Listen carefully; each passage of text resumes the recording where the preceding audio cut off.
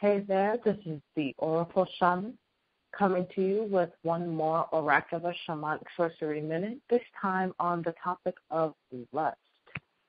I have been resonating and thinking a lot about this one particular line that I said in my video, Can Men Be Sexual Shaman?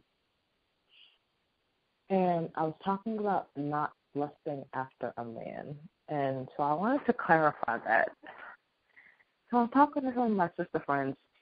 Actually, even before I was talking with them, I was thinking about the different ways the term lust is applied and understood. So let me get up. Lust. There we go. Of course, the logos is the eros to me, and when I use words, I use them strategically. So I wanted to explain that to make sure it was clear to other people, because they're like, what the hell does this chick mean? Like, she doesn't lust. How is it possible? Lust is desire, appetite, pleasure. Pleasure, desire, to be eager or unruly, wanton, to playful, lust-filled. Any source of pleasure or delight, also an appetite, liking for a person, fertility, quote-unquote, sinful sexual desire, degrading animal passion. Ugh.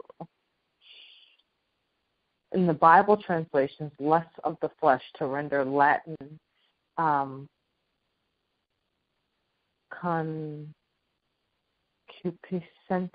carnis. That's 1 John 12:16 or 11:16. The cognate words of the other Germanic languages tend still to mean simply pleasure. Of course, I lust. Of course, I experience lust. I think of lust as being passion. There was something I recently saw from a page that I love that's on Facebook. It's called La Luna, One Cup, One World. And so the post went as follows. Some women are lost in the fire. Some women are built from it. And that is what I am encapsulating when I speak on lust. This is what I mean when I speak about lust. Being lost in the fire is what we think of as lust. And I find that to be so easy. I've been there, I've done that. You know, like who hasn't, right? It's easy to get lost in the fire. But to be built of fire, to be filled, rife with passion, lust, with desire, with just to ooze that, that is what I'm talking about when I speak on embodying lust and when I, talk about what it means to me even. And that I feel is the distinction between lusting after a man, which would be being lost in fire, and that's what we believe lust to be, and then being built of fire, to embody the energy of fire itself, to be comfortable with that which burns, what burns you, to go running to that shadow part of yourself, to run toward that which burns you, to seek out your healing, your completion, your wholeness, your pleasure, your delight.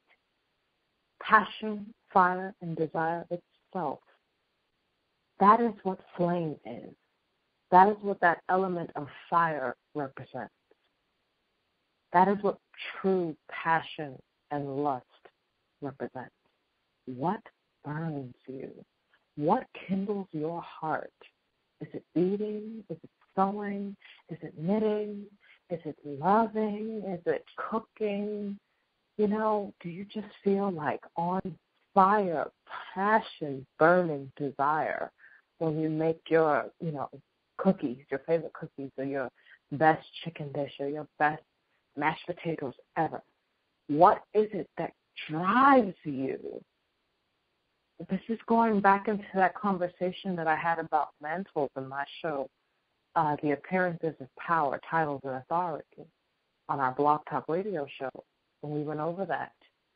And we talked about how you can call yourself anything, by any name, but what is your mantle? What's your purpose? What drives you? What's your passion? What burns your lust? What kindles the fires in your heart and pulls your heartstrings? What is that thing? What is it that gets you revved up beyond control and you just lay it all out? What is it? What is that thing that's calling your attention the most and you just can't help yourself but be drawn to this thing like a moth to the flame, bored by the fire? What is it? That's your lust. That's your passion. That's what burns you.